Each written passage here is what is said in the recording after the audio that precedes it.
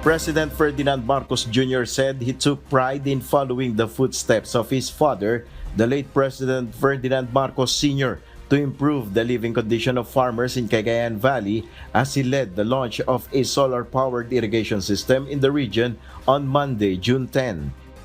Kaya sadya po namin sadya pong hindi nagkamali ang aking ama na si Pangulong Marcos Sr.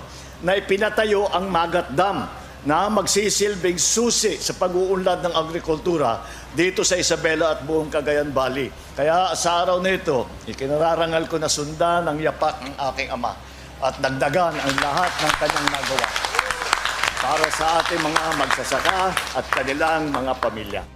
The 65.77 million pesos project includes the installation of over 1,000 solar panels. This system can produce 12,800 gallons of water per minute and can supply irrigation to 350 hectares of agricultural land.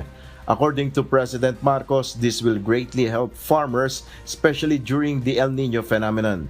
Therefore, he has instructed the National Irrigation Administration to study the implementation of solar power systems for the government's irrigation assets. Inaanyayahan ko rin kayong pag-aralan kung alin pa sa mga irrigation asset natin sa bansa ang maaari natin lagyan ng